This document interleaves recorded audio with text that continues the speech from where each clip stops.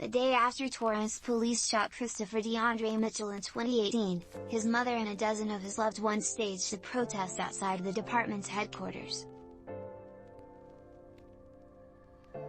At the same time, a group of officers, including the two who had killed Mitchell, were discussing the situation via text message.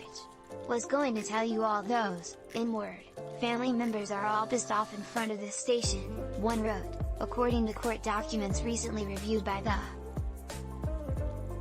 court records show the officers later mused about what might happen once the identities of those who shot the 23-year-old became public. "Gun cleaning party at my house when they released my name?" one asked. "Yes, absolutely, let's all just post in your yard with lawn chairs and a firing squad," another replied.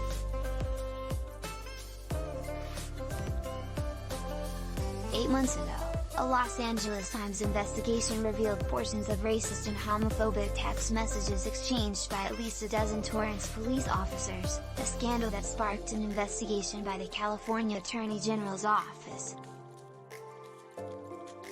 Criminal cases in which the officers were involved continue to be dismissed, and at least one man has been released from prison. Lawsuits filed against officers involved have already cost Torrance more than $10 million. Still, most of the officers implicated remain employed by the city. The state attorney general's office filed a subpoena in May for thousands of pages of Torrance police records, but officials have declined to provide updates on the state investigation.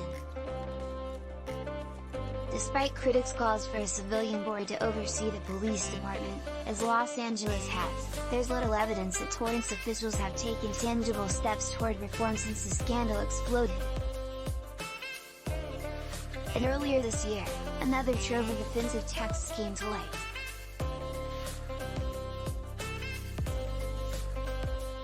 In response to a court filing from officers implicated in the scandal, the Los Angeles County District Attorney's Office submitted an exhibit containing all 390 anti-Semitic, racist, homophobic or transphobic remarks allegedly made by the officers between 2018 and 2020.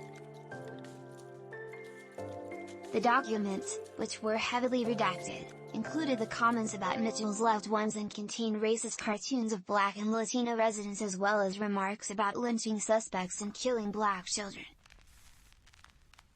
Officers have long been trying to suppress evidence of the texts, which were found last year shortly before prosecutors charged former Torrance police officers Christopher Tomsic and Cody Weldin with spray painting a swastika inside a car. A search warrant executed as part of that case found Tomsic, Weldin and at least 15 other officers had been exchanging racist, violent and homophobic messages for years, court records show. The officers' attorneys argue the search went way beyond the scope of the criminal investigation, so most of the texts should be barred from use in prosecutions or internal disciplinary hearings.